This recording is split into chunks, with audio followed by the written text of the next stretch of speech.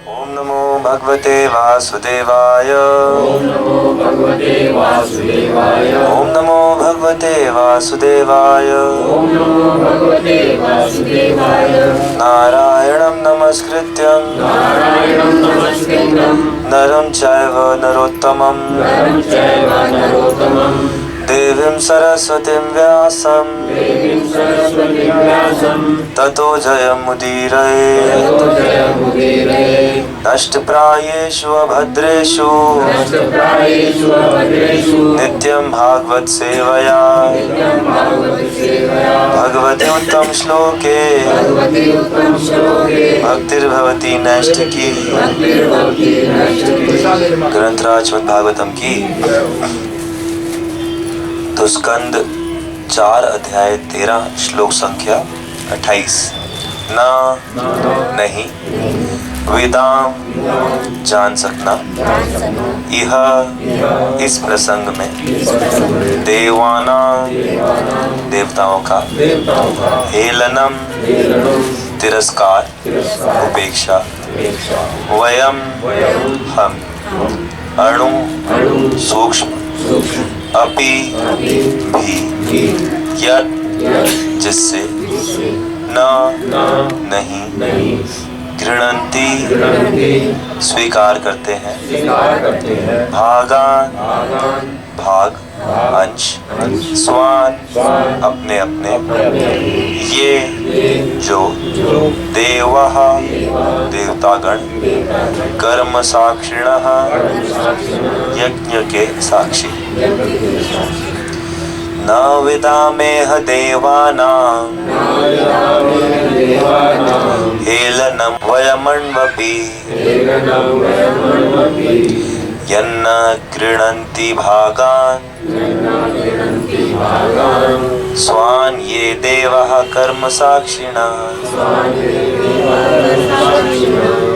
हे राजन, हमें ऐसा कोई कारण नहीं दिखता जिससे देवतागण अपने आप को किसी प्रकार से अपमानित या उपेक्षित समझ सके, तो भी यज्ञ के साक्षी देवता अपना भाग ग्रहण नहीं कर रहे हैं। हमारी समझ में नहीं आता कि ऐसा क्यों है। तात्पर्य यहाँ पर इंगित किया गया है कि यदि पुरोहित किसी प्रकार की असावधानी करता है तो देवता यज्ञ का अपना भाग ग्रहण नहीं करते। इसी प्रकार भक्तिमय सेवा में होने वाले अपराध सेवा अपराध कहलाते हैं। जो लोग मंदिर में राधा कृष्ण विग्रह की पूजा करते हैं उन्हें ऐसे अपराधों से बचना चाहिए। इन सेवा अपराधों का वर्णन भक्ति रसामृत सिंधु पुस्तक में मिलेगा।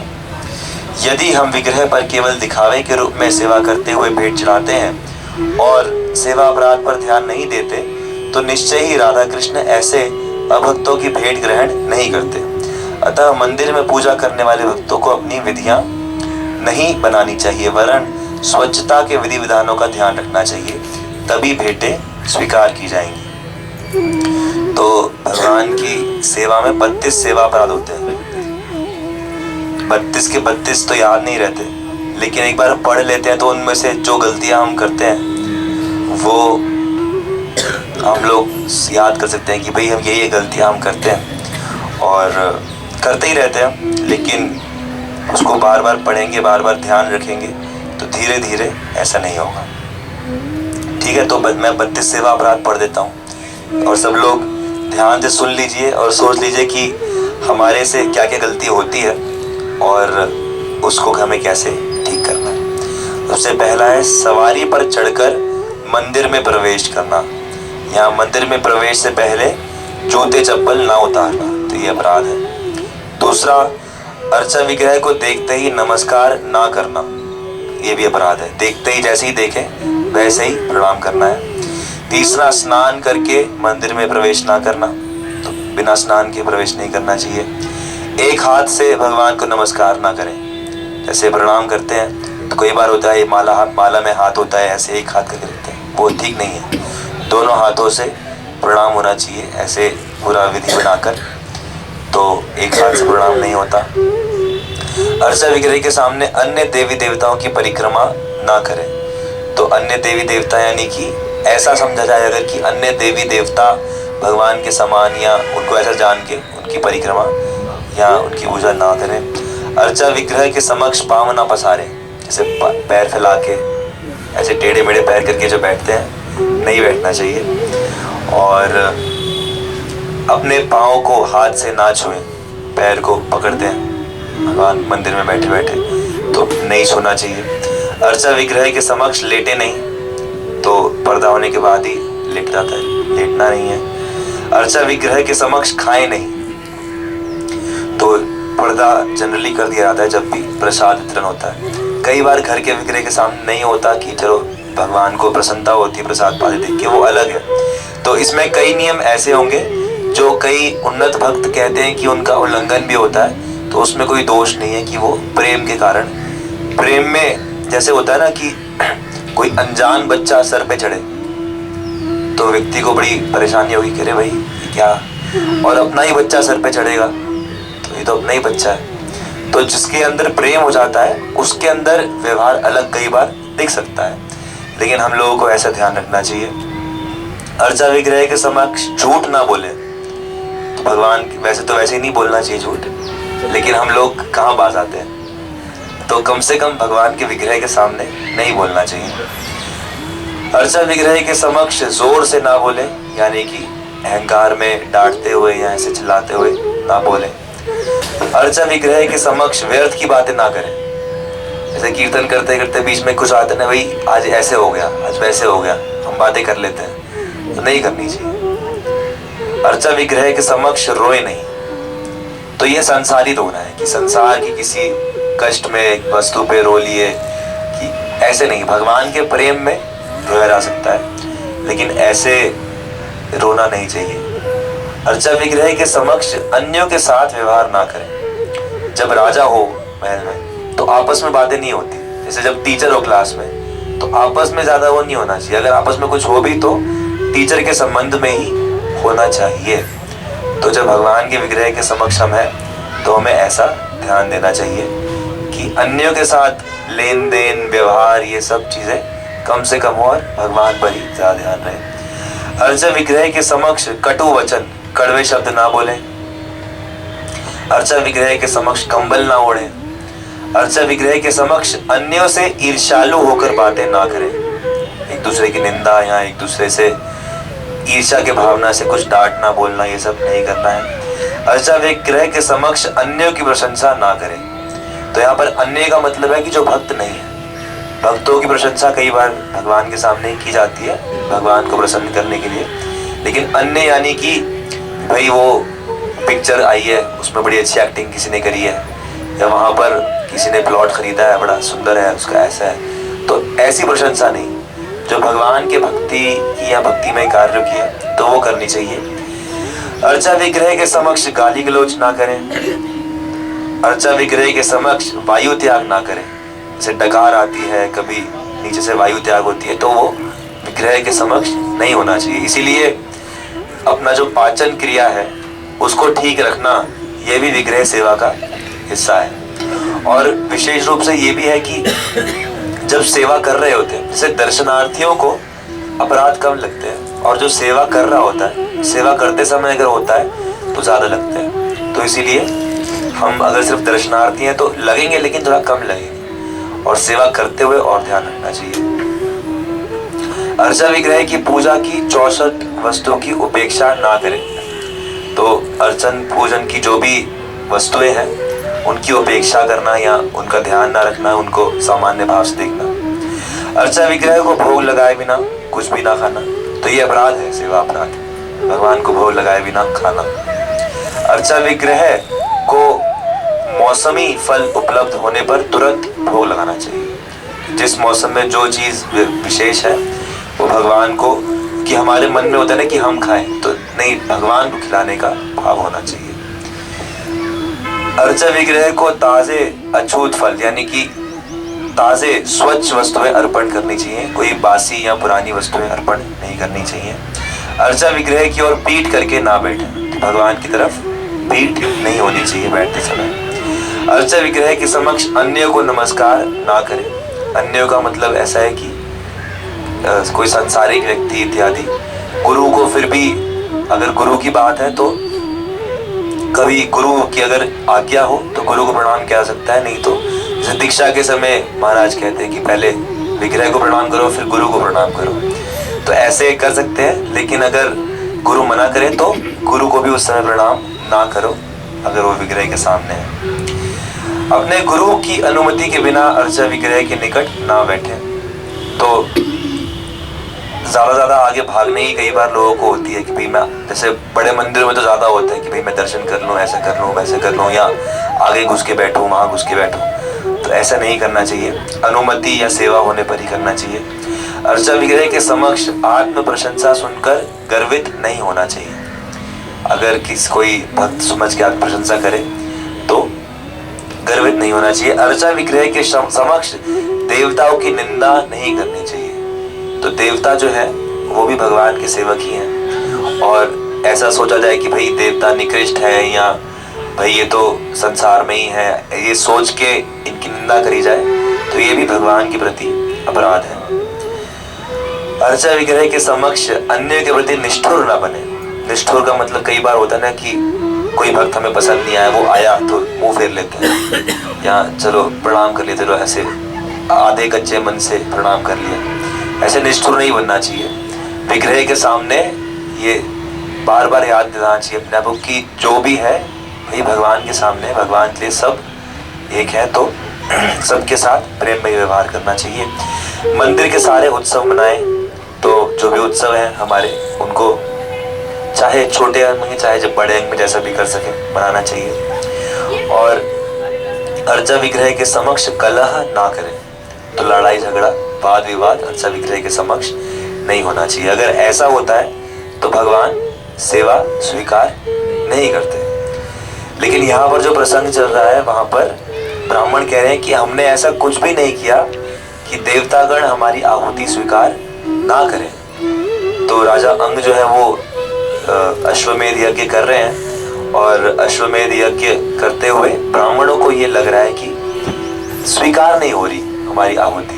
तो ये पता चल जाता है सेवा करने वाले को, जो सही भाव से करता है उसे पता चल जाता है कि सेवा स्वीकार हो रही है या नहीं हो रही है। तो ब्राह्मण कह रहे हैं कि हमें लगता है स्वीकार नहीं हो रही है। तो आगे मैत्रेय उवाच, श्री मैत्रेय मुनि ने उत्तर दिया, अंगः राजा अंग, द्विजवचः ब्राह्मणों के वचन, श्रुत्वा सुनकर, यजमानः यज्ञकर्ता, सुदुर्मनः मन में अत्यंत खिन्न, तत् उसके संबंध में, प्रष्टुम पूछने के उद्देश्य से, व्यसृजत्वाचम वह बोला, सदस्यान पुरोहितों से, तत् उनकी, अनुज्ञया अनुमति से। अंगो द्विजवचः श्रुत्वा यजमानः सुदुर्मनः तत्प्रष्टुं व्यसृजत्वाचम्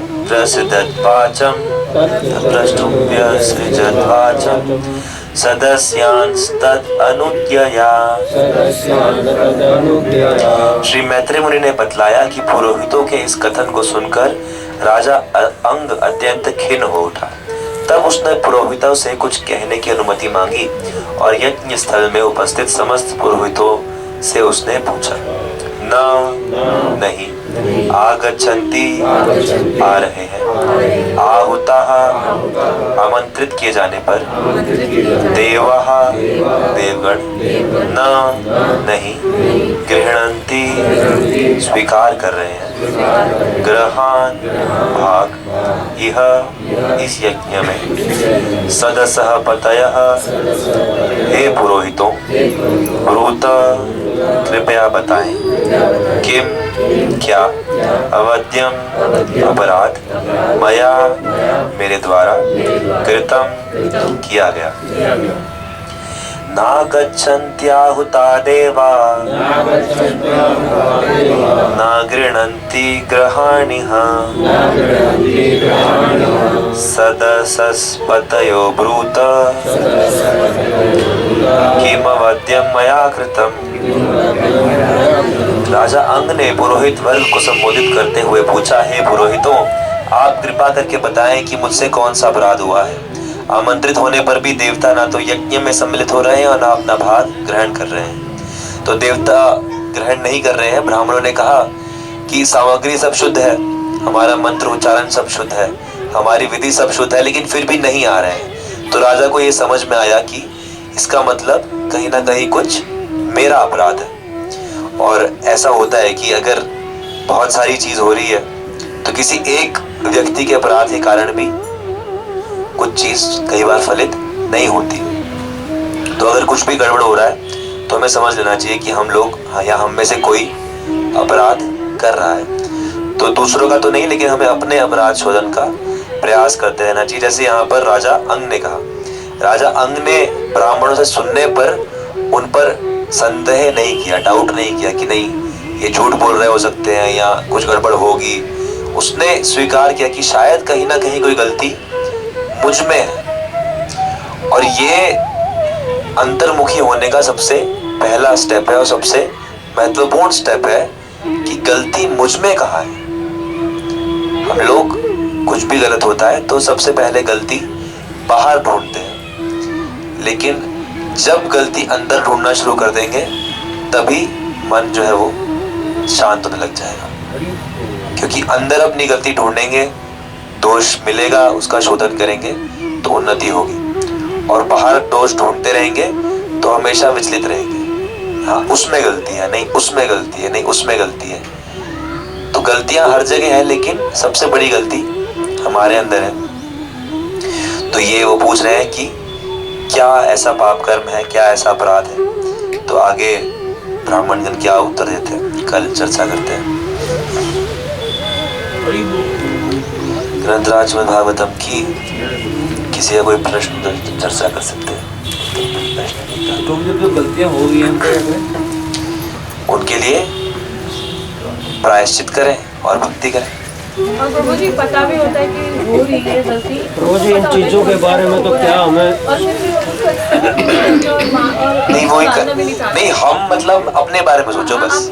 हाँ, तो एक्सेप्ट करना शुरू करो। यही तो सबसे पहला स्टेप है कि स्वीकार करना कि हाँ मेरी गलती है, हाँ मेरी गलती है, मैं इसके बारे में कुछ कर नहीं पा रहा, ये भी स्वीकार करना पड़ेगा। क्योंकि ये सोचना कि अरे मेरी गलती है लेकिन मैं कुछ कर नहीं पा रहा, ऐसा सोच सोच के कई बार डिप्रेशन आ जाएगा लोगों को कि अरे मैं कुछ कर ही नहीं पा रहा, मैं कर ही नहीं पा रहा। तो ये भी ज्यादा नहीं सोचना है, स्वीकार करना है कि हाँ मैं नहीं कर पा रहा तो मैं कर क्या सकता हूँ, और करने की कोशिश भी करते तब भी वो हाँ तो मैं कर क्या सकता हूँ। तो मैं भगवान से प्रार्थना कर सकता हूँ और मैं भगवान के भजन में अपना शक्ति, अपना मन, अपना शरीर ज्यादा लगा सकता हूँ। मैं भगवान पे शरणागत हो सकता हूँ क्योंकि भगवान ही ये कर सकते हैं। यही शरणागति है। शरणागति क्या मतलब है कि मुझे समझ में आ रहा है कि मेरे अंदर बहुत दोष है और मैं कोशिश भी कर रहा हूँ कि वो दोष खत्म हो जाए, लेकिन मैं जानता हूँ कि मैं खत्म नहीं कर सकता। हमारे अंदर सामर्थ्य नहीं है। अगर हम अपने सामर्थ्य के बल पर चलते हैं तो वो विधियां ज्ञान की या योग की होती हैं। उसमें ये है कि भाई ध्यान लगा के बैठे हैं, योग कर रहे हैं या ज्ञान का अनुशीलन ही करे जा रहे हैं, तो वो प्रक्रियाएं ज्यादा मुश्किल है। साधना भक्ति में भी करनी है, वही सब करना है, पढ़ना भी है भक्ति में, भगवान के नाम पर ध्यान भी लगाना है, सब करना है, लेकिन भरोसा अपने साधन के बल पर नहीं है। भरोसा है कि भाई मेरे करने से तो कुछ होगा नहीं, भगवान की कृपा से होगा। मैं तो इसलिए कर रहा हूँ कि भगवान मेरी जल्दी सुने या मुझ पर जल्दी कृपा करें। और सॉल्यूशन ना भी निकले तो भगवान पे छोड़ दो। हाँ, भगवान ही करेंगे सॉल्यूशन। कितनी सारी चीजों का सॉल्यूशन है ही नहीं, तो भगवान पे छोड़ो, भगवान का भजन करो। क्योंकि आप जितना आपके हाथ में है उतना प्रयास करो, उससे ज्यादा भगवान पे छोड़ो और भगवान का भजन करो। यही होगा। अब यहाँ पर अंग कभी कहेंगे संतान नहीं है, फिर संतान हो जाएगी तो वेन जैसी इतनी खतरनाक संतान हो जाएगी कि ना बात सुनेगी, ना आदर सम्मान करेगी, फिर सब छोड़ के भगवान का भजन करने ही जाना पड़ेगा। तो हम लोग प्रयास कर सकते हैं, लेकिन अंततः सब भगवान के हाथ में है। यही तो है कर्मण्येवाधिकारस्ते मा फलेषु कदाचन। तो इसलिए भगवान के ऊपर ध्यान लगाओ, भगवान का भजन करो, जितना हाथ में है अपना करो, लेकिन भरोसा भगवान की करनी पर ही रखना पड़ेगा।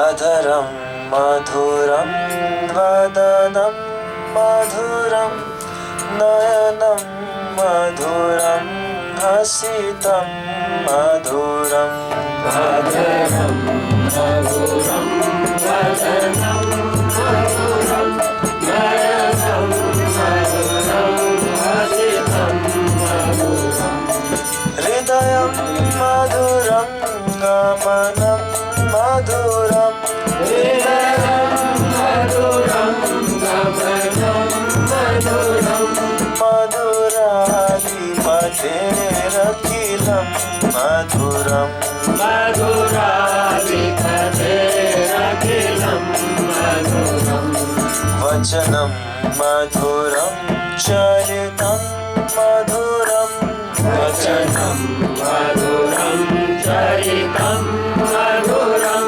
वसनं मधुरं फलितं मधुरं वसनं मधुरं फलितं मधुरं चलितं मधुरं भ्रमितं मधुरं चलितं मधुरं भ्रमितं मधुरं मधुराधिपतेरखिलं मधुरं मधुराधिपतेरखिलं मधुरं वेणुर्मधुरो रेणुर्मधुरः वेणुर्मधुरो रेणुर्मधुरो पाणिर्मधुरः पादौ मधुरौ पाणिर्मधुरः पादौ मधुरो नृत्यं मधुरं सख्यं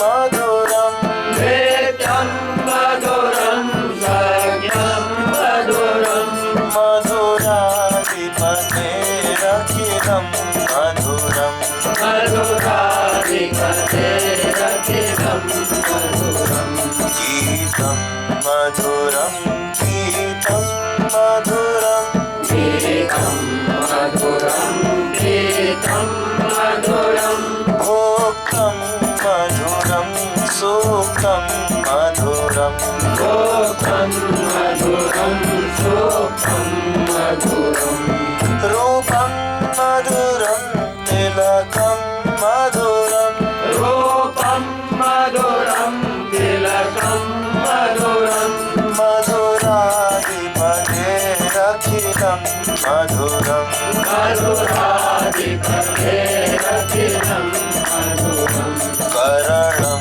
मधुरं तरणं मधुरं करणं मधुरं तरणं मधुरं हरणं मधुरं रमणं मधुरं हरणं मधुरं रमणं मधुरं वमितं मधुरं शमितं मधुरं वमितं मधुरं शमितं मधुरं मधुराधिपतेरखिलं मधुरं मधुराधिपतेरखिलं मधुरं कुन्द्या मधुरा माला मधुरा कुन्दा मधुरा माला मधुरा यमुना मधुरा वीची मधुरा यमुना मधुरा वीची मधुरा सलिलं मधुरं कमलं मधुरं सलिलं मधुरं कमलं मधुरं मधुराधिपतेरखिलं मधुरं मधुराधिपतेरखिलं मधुरं गोपी मधुरा लीला मधुरा गोपी मधुरा लीला मधुरा युक्तं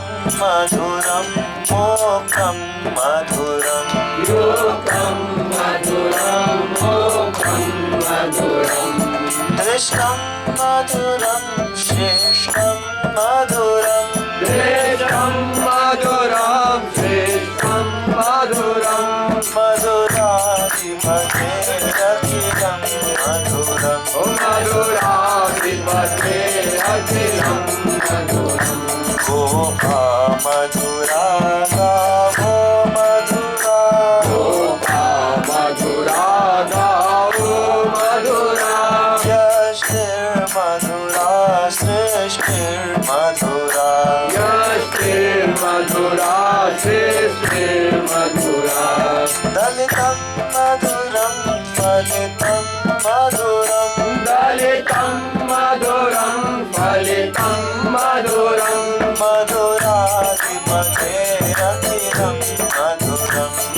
मधुराधिपते रचितं मधुरम् मधुराधिपते रचितं मधुरम् मधुराधिपते